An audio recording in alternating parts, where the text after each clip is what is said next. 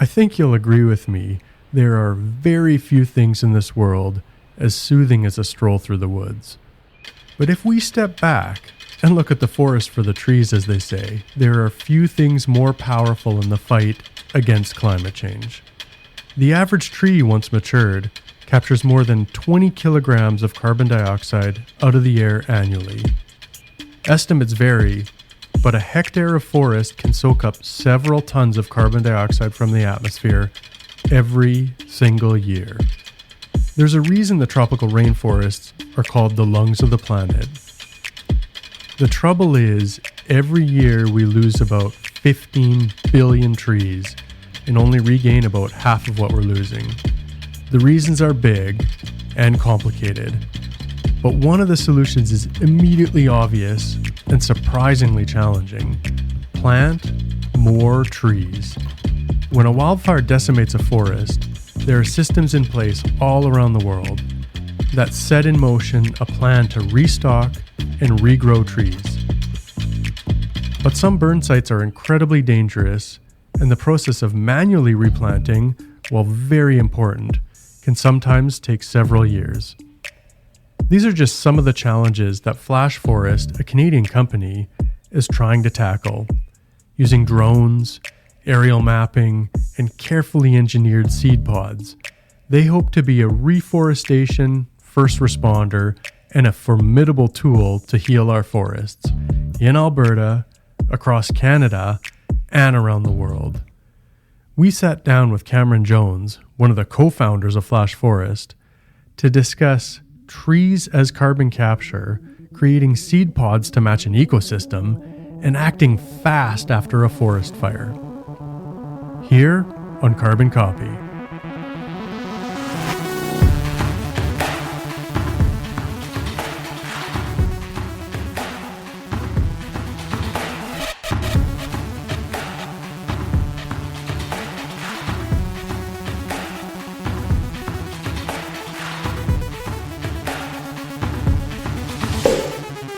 So my name is Cameron Jones. I'm with Flash Forest, which is a drone reforestation company, and I am one of the co-founders and the chief operating officer. It is wonderful to have you on the show, Cameron. I love the name Flash Forest. So tell me, what is Flash Forest? How did the company start? And who thought of the name? Okay, so Flash Forest at a very high level is a company that uses drones to plant trees. We essentially shoot seed pods into the ground. We do it in post-burn sites primarily, and then we invest heavily in the seed pods themselves so that as soon as it germinates, to get established. It's also got what it needs to withstand some drought and heat stress, which we're just experiencing more and more as the climate changes. And by embedding them in the ground, we're finding really, really good establishment rates across Canada. How we started is it was my brother's idea. So Bryce is the CEO of the business. And we've been in other companies before. Both Bryce and I grew up in the Okanagan. Our house was backed onto the Okanagan Mountain Park. And, you know, when we grew up, we used to go hiking there all the time. And then it burnt. In 2003, there was the Okanagan Mountain Park fire, mass evacuations. We had to live in another house for a month. When we came back, there was nothing left of that mountain park in terms of tree coverage. And they didn't plant it. They actually just left that stand, hoping that naturals would come back. It's been brush grass for 20 years. So now we're up at 20 years. It's way too late to go and plant seedlings now. There's kind of a sweet spot to address these forests right afterwards, and that's what we found as a business. So we try to go within 2 years after burn and make sure that none of these forests end up like the one in our own backyard. And I came up with the name. Bryce and I were going over countless names for the business, and so we came up with the name Flash Forest because I was just trying to think of imagery around, like, you know, the potential that we saw in this business. And the image was, you know, just thousands of drones covering the landscape, and then after they come by, you just have a forest coming up. And I was like thinking of all these seed pods getting shot out of these drones. I'm like, well, it's almost like a flash flood, but it's with trees. So flash forest.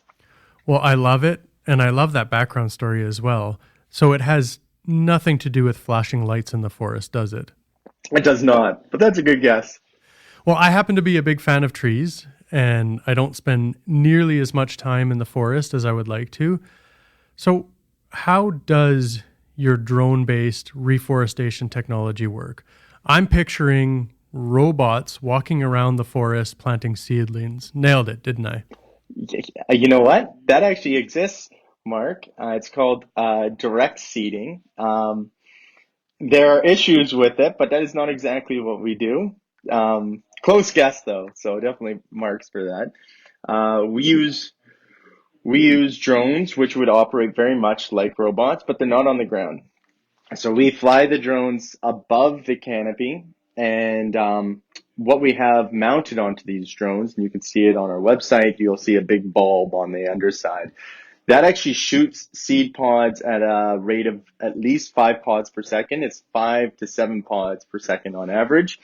And then we shoot them at a very fast exit velocity so that they're hitting the ground faster than they would with gravity, and that they hit the ground at a speed that's actually going to let them get under the soil.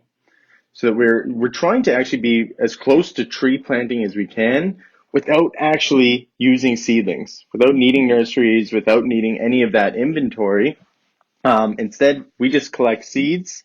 We actually collect the seeds right now. We just collected tens of millions this last summer, and then whenever there's a burn, if we have the seed for that site, we have an automation facility that converts them into pods. Then we have a field ops facility, which um, goes to the bush with a bunch of drones, just like the robots you're describing, except they're in the air and they're all controlled from a computer. And it'll tell it the flight path. It'll tell it where to avoid. So we're not, shooting potential seedlings onto rocks. We're not shooting them onto slash piles. We're not shooting them into rivers. But we actually target the sites we want to plant them. And that's essentially it at a high level. There's more that goes into it, but yeah, the visual is just drones, almost like rapid fire these pods into the soil. As soon as it rains, they swell up, hold water, and that germinant comes through, and it's already planted into the ground.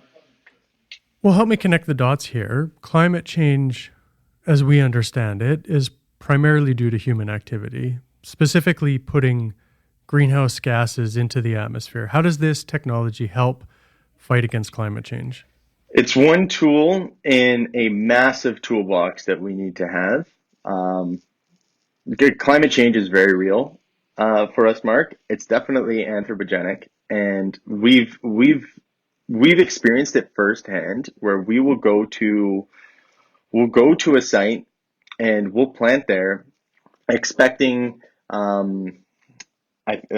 let's say 300 millimeters of precipitation. This was an average we expected in Vancouver Island last year. That's 300 millimeters of precipitation over the summer months.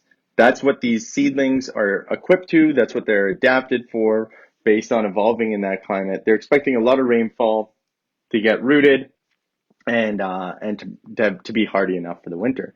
When we actually went and planted, it got 0 millimeters of precipitation in Nanaimo and Port Renfrew over the summer. Zero. So it's very material climate change for us. It's making forestry unpredictable for everyone. And it's also wreaking havoc in terms of agriculture. We're finding that even just with our supply chain, I have a lot of friends from abroad, friends from Pakistan. They're either getting droughts or they're getting floods. For us, the impact for us is forestry. And so to combat climate change, we need a few tools in our tool belt to minimize our greenhouse gas emissions, primarily carbon dioxide. The reason I like trees, and I think the whole team is kind of rallied behind trees, is because they're incredible carbon stores. They not only avoid emissions, they actually sequester carbon dioxide. They pull it out of the atmosphere. I think up to 70%, even higher for some trees of that tree's weight is going to be carbon. And that carbon will be stored in that tree as long as it's alive. It can even be converted into under or below ground carbon. So it's going to help build the carbon of that entire ecosystem if you have a lot of trees there. And also, I mean, even if you use that timber, as long as it's not converted into, biofuel, wood pellets that are combusted, if you can convert that into dimensional timber, that also stores carbon. So I love trees because they're a very, very good tool at just pulling carbon dioxide out of the atmosphere. And I also like trees because of just the tangible nature of it. There's nothing like walking through a forest with tons of different trees in it. Yeah, absolutely. So you touched on this already a little bit, but I want to dig a little bit deeper. You're essentially launching or dropping seed pods into the forest from a remotely controlled aircraft. How do you make sure that the seeds grow into trees? Yeah, great question. Yeah, so and I should clarify too, we are a drone-based reforestation company, but personally, I couldn't care less about the drone aspect. All it comes down to is whether or not our pods turn into trees. And so the vast majority of our work is actually done on the plant science around the pods themselves. How do we actually develop pods that are going to germinate and turn into trees in every major ecosystem in Canada? And we do a bunch of iterations. So every time we do a planting project, on that planting site, we also do hand transects where we basically walk across the site and we will, as we're planting with drones, we'll set aside a section where we do what we call hand transects, where we plant the pods and we flag every individual one. And we'll have pods that rest on the surface, assuming it didn't get actually embed in the soil, and then we'll embed pods in the soil. And we look on the ground every 3 months for the first year, and then in 6 months after that. What is the germination? What's the establishment rate so that we can then decide how many pods do we need to plant per tree based on this site? So for us, when we go out to a site, collecting that data is absolutely the most important step for us to make sure that the pods are actually turning into trees. We're not counting trees as our pods if they were naturals. And that informs how many pods we plant per tree in every site that we go to. And then by the second year, we take a different methodology. Basically, we call this circular plot sampling. This is very common in the industry, but we'll walk out to a site with ribbon and you do a circular plot, and then you count how many seedlings you can identify in that area, and then you multiply that by the size of the height. Typically, you want to have about 1,500 stems per hectare. To put this into common language, basically you want to have 1,500 seedlings that are growing per hectare in forestry. That's a pretty good average in Canada, and so we always make sure that we plant enough so that there's going to be at least 1,500 seedlings that are growing there after the first year. So the pods themselves, as opposed to simply seeds, are part of the secret to success here. Is that correct? 100%. Can you tell me what the secret ingredients in the pods are? I cannot, Mark, because they are secret. But I can speak about it at a high level. Let's do that. So once these seeds are stratified, so this is an important thing to clarify, I think, for Canadians and people who are interested in this business. All seeds need to be tricked into thinking winter has happened before that they'll actually grow. It's a nice tool of evolution to make sure that these seeds don't start germinating in November and then they get hit with the snow and then they're out for the winter. They're out for the count. They want to think it's just snowed, it's just thawed. Okay, it's springtime. I'm going to have a good 8 months to grow, get established, and I'll be able to withstand the winter. So with all of our seeds, we treat them before. We stratify them. We also do a number of other treatments to these seeds so that they have a greater chance of germinating, and they also have a greater chance of withstanding environmental stress, right? So if it's going to be drought, if it's going to be heat, seeds have internal mechanisms to actually prepare themselves for shock, but we have tools that we like to leverage from nature to guarantee that those seeds will respond properly if there is drought and if there is heat. But then once we have that seed, it goes into our pod. In the pod, we have a variety of different things that we play with. One of the things is water retention. So the pods, when we plant them, they're completely dry, but as soon as they're wet, they actually swell up and they hold water. So it's got a microclimate for that seedling. That's another way that we make sure that if it stopped raining for a month after we planted, but it gets that first rainfall, it's still able to wick that seedling. It's gonna have a step up on anything in its surrounding environment, and we test this a lot in our greenhouse. We actually put these poor seedlings through incredible stress treatments so that it's just getting no water for a week, no water for 2 weeks, and then we compare it to seedlings that are just in peat moss or cocoa noir, something standard. And we want to make sure that our pods are actually giving this a big leg up. One of the other things that we play with as well is mycorrhizae.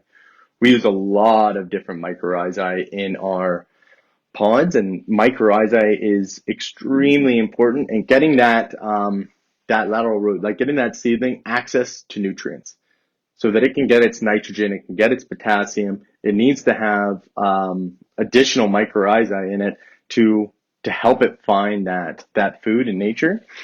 And so we work a lot with mycorrhizae as well, and we also assess what's the nutrient composition of every site we go to, right? Because after burns, the nutrient profile is completely different, and so we just try to make sure that that nutrient profile is also matched in the pod, what it needs, so that it's not planted and it's starved of what it needs right afterwards. And then we also do a few other things in the pods to give them some weight, because we also got to make sure that these embed. So I know I'm being a little bit cryptic, but essentially that's kind of the utility we're looking at with our pods. We want to make sure it has the ability to withstand stress. We want to make sure that it's got access to the nutrients it needs, and it's got a good kind of feeding mechanism as well, which is what the mycorrhizae facilitates. One of the things you talked about in there was embedding. I'm curious, how fast are the pods hitting the ground to ensure that they're embedded into the soil? Yeah, so we know so first of all, it completely depends on how far above the canopy we actually fly the drone. So in many of these burns that we go to, we're flying at 20 meters up to 30 meters above the canopy.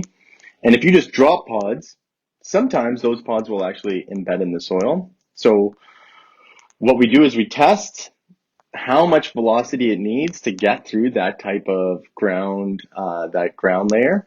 And it's different in every site. But overall, if we can shoot the pods at least 90 feet per second, in most of our sites, that actually helps us get at least 50% of them embedded. The higher we can shoot it, the more it can embed.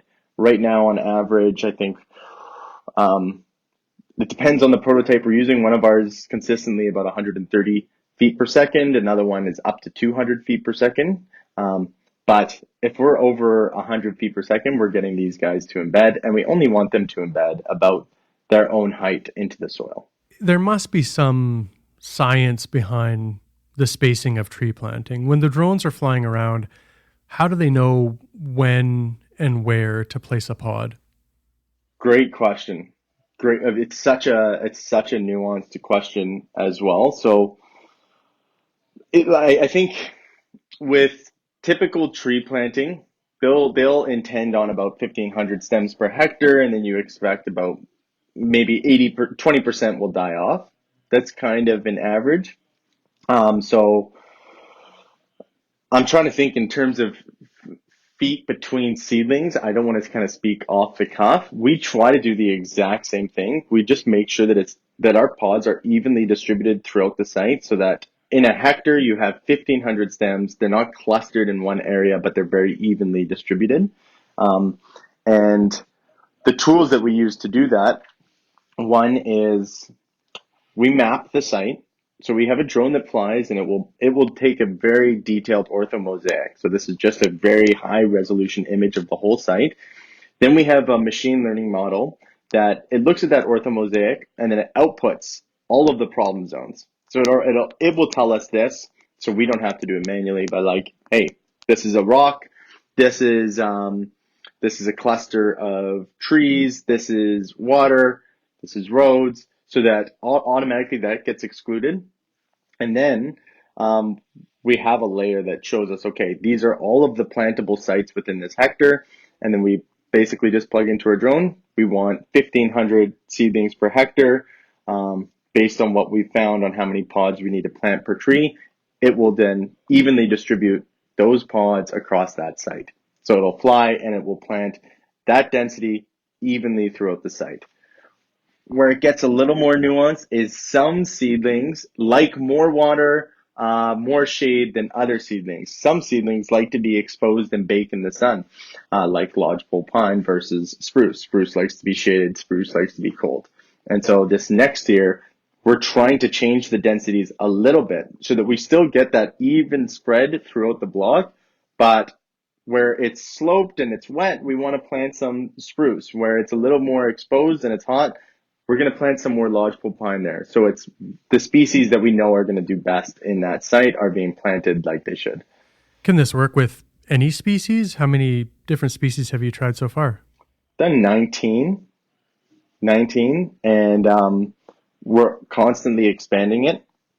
Every site has a mix that's kind of natural to that area. So let's talk about Alberta for a second. If we're going up to Fort McMurray, the main species that grow there are black spruce, white spruce, jack pine, and aspen. But we also want to start planting herbaceous species. We want to plant more deciduous species because we really care about trying to restore biodiversity. Same thing in British Columbia. It's a different species mix, but we want to plant deciduous trees there because I think you'll remember the severity of the burns that swept through Canada last year, right? It was just clouds. I was getting clouds of smoke in Ontario from the prairie provinces, like coming over from BC. And I think we lost billions of trees last year. I don't want to just speak off the cuff, but I think it was over 1 million hectares. It was like 1.5. And it's way more than was logged last year in terms of like how many trees are burning. And part of the issue is that we've been planting monocultures. In British Columbia, lots of sites that are logged will just be planted with Douglas fir. Douglas fir is not a good natural fire retardant. If you've planted one species and that species burns up like a tinderbox, that entire forest will. So the burns that we're doing are like 70, 80, 100 plus thousand hectares, which is over 100 million trees per burn. By planting deciduous species in there, right? You have birch, cottonwood, aspen. These are natural fire retardants. They help provide natural blocks for burns so they just don't get to the scale that they have been. Next year, we're including deciduous species in our mix because we want to do it a little bit differently to how it's been done in the past because we're paying the price right now. Emissions Reduction Alberta takes action on climate change and supports economic growth. Our funding helps existing and new industries in Alberta reduce GHG emissions while lowering costs, attracting investment, and creating jobs. That's why we've invested more than $815 million into 230 projects valued at $6.5 billion. To learn more about Emissions Reduction Alberta, visit eralberta.ca. Yeah, so you're alluding to this already a little bit, but how does what you're doing compare to traditional methods of tree planting? In what situation is drone-based reforestation a better option? So I guess I should say first off, I'm not trying to put anybody out of work that does traditional tree planting. We need tree planters. There's just based on the burns last year in Canada, there's about over 4 billion trees that need to be planted, and there are not enough tree planters to do it. So we look at ourselves as a rapid response tool that can go where humans can't. So it's extremely dangerous to go and plant in a burn stand without harvesting that block. So if you have a really, really big burn and tree planters walk through it, we find this as you walk through a stand, trees are falling over all the time. Last year, I believe 2 tree planters died in Alberta walking through burn stand because it's just dangerous. You don't know which stands are at risk of falling and snags and hitting people. And so our technology allows us to plant that entire site without any humans walking through it. Zero ground disturbance. And the other benefit of our approach is that we don't require greenhouses. It takes a ton of resources to build all of the nurseries you need to grow the seedlings for 2 years before you can go to the bush. All of the sites that we're doing next year, most of them are 2022 burns. Some are 2021, but all of them we can respond within 3 months. We find out there's a burn. Okay, spring is coming up. We get the seeds, we can produce the pods and get to the field and plant them within months. And that's the sweet spot we need to plant in so we don't end up with what Bryce and I had in our backyard in Kelowna, right? We don't want brush grass to come because we waited 3 years to plant it because we needed to grow the seedlings. We want to be a rapid response and we want to go where it's very difficult to send in planters or it's just too unsafe. Yeah, as you talked about, it's another tool in the toolkit. So walk me through what a day of tree planting with drones would look like. Well, I'll tell you, it's hard work. It sounds a little glitzy, but it's definitely hard work. So we wake up before the sun's up. Basically, we've packed all of the drones and the batteries that we had charging overnight into our trucks. We drive out to the bush. These are very remote sites. A lot of them are hour and a half up to 2 hours away from the nearest community, sometimes even from the nearest highway. Once we get there, we just set up our tents. We have a few canopies. We set up tables that are going to be used as charging stations for the drones. We bring out all of the pods that we have for the site, and then we bring out our computer. The day before we've done this, one of our drones has already mapped the entire site, and it's told us where we want to plant. From that point, it's pretty easy. We basically just plug in, we sync our drones with the computer. Computer tells it where to plant. As those drones come down and land, we swap out the pods and we swap out the batteries, and we sit from the comfort of the road while the drone does all the heavy lifting. Well, that's a perfect lead into the project I want to ask you about. Your team is partnered with our organization, ERA, to scale up this technology and test it out in Alberta's forest environment. Can you tell me about that project and where things are at today? Yeah. So we've had some great partners in Alberta. ERA has been incredible for us, and yeah, really appreciate you guys taking a bit of a leap of faith with us. Our main projects in Alberta have been in Fort McMurray. So we planted in the Horse River burn. So that was the Fort McMurray fire that happened in 2016. We planted in burns that happened last year as well. So these are 2 blocks that we work with a local timber company called Northlands Forest Products. And they helped us identify burns that happened in their stand that are over class 5. So class 5 severity just basically means this fire's burned so hot, there's no seeds left anymore. The whole seed bed is extinguished. Nothing's going to grow there. And we went in the spring. We actually had a helicopter into these sites. They're 70 kilometers away from the nearest highway. But in a couple of days, we finished both sites. One was 20 hectares, one was 25 hectares. And we went back in the late summer. We're going there later this fall, but this site did incredibly well. I'm actually looking at the report right now. So one of the burns, we looked at about 2,450 seedlings per hectare, and the other one is over 2,950 seedlings per hectare. So were really good, really good sites for us. That's white spruce, jack pine, and a bit of black spruce. All we need, right, by the end of the second year, we want to have about 1,500 seedlings per hectare standing. But if we're getting double that right now, we'll be in a very good position. These will be well-stocked sites. And so next year, we want to go much bigger in Alberta. Actually, one of the projects I'm trying my hardest to do, Mark, is Jasper. I want to do the Jasper burn, the Chettamin Mountain Park fire. It's difficult to plant in parks, but this fire burned so hot and so far that, I mean, we can't stand to see a place like Jasper just be taken over by brush grass.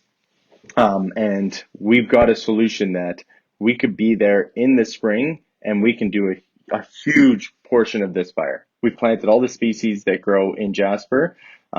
Every species, it's a great biome. So let's take a step back. Help me, if you will, to see the forest for the trees. What's the big picture here? How big is the opportunity for reforestation locally and worldwide? Okay, so in Canada, what we've mapped out in terms of high severity burns in just 2021 burns alone is over 3 to 4 billion trees. So it is a massive need, and those are low priority projects because they haven't been logged. But these are burn forests that are incredibly important for carbon sequestration, and they're important for Canada's forests as well, because we need biodiversity and we need standing forests that don't convert into barren wastelands and brush grass. So in Canada, that is the number that we saw last year. It was over 3, almost up to 4 billion trees that could be planted. Internationally, we lose about 15 billion trees as a net loss every year. So that's like the size of Switzerland. That's just being removed from the planet in net forest cover year over year. Those are forests that are cut down, burned, not replanted, and don't have a chance of coming back. So the demand and the need is there. It's the tools for scale and efficiency and automation that are needed, and that's what we're trying to do. You've had some really cool media coverage, Forbes, Washington Post, Fast Company. In addition to that, I had the opportunity to stand on stage with you and your colleagues earlier this year at the 2022 World Government Summit, where Flash Forest and ERA together received a GovTech Prize, an award for breakthrough technology in partnership between government, in this case the government of Alberta through Emissions Reduction Alberta, and a startup company, in this case Flash Forest. So first of all, congratulations on attracting such interest and accolades. How does it feel? Well, nothing compares to standing on the stage next to you, Mark. That that was the highlight for me. I mean, credit to you guys, because the truth is, this is a GovTech award, and it's an award that was granted to government agencies that are supporting environmental entrepreneurs. And that award really was for you first. And so kudos back to you. And aside from that, I think the media coverage, it's great. I mean, it's awesome to see that there's so much public interest in this and such a great public desire in environmental entrepreneurs. I think people want a good news story, and my my inbox is definitely flooded after every kind of article that we have written on us. And the truth is, it's a little distracting because at some point we have to just kind of shut it down and put our heads down and work. That's the truth. I love it. I love that people are excited, and we love giving people something to be optimistic and hopeful for. But in reality, it can be distracting, and we have a lot of work to do, and yeah, we don't want to be distracted from that as well. So building on that, can you talk about the international interest you're getting in the technology? Do you think you can capture some of that massive worldwide opportunity you talked about? Yeah, no, great question. So we've honestly had way more interest than we've been able to entertain. We've had about 70 different governments reach out to us to plant with them or in their country. And there's tree planting campaigns across the world. There's a lot of signatories to the Trillion Tree campaign, which is how we're going to plant 1 trillion trees in the next decade. And what we've kind of done in Canada is we've tried to validate our technology in one of the most difficult biomes there is. Canada was a huge learning curve for us because, first of all, we have very short growing seasons and low precipitation comparatively, right? Like Canada's cold, the seedlings aren't growing very long, and if they're not getting that much precipitation, it's going to be very difficult growing trees here than it is in the Amazon or it is in the DRC.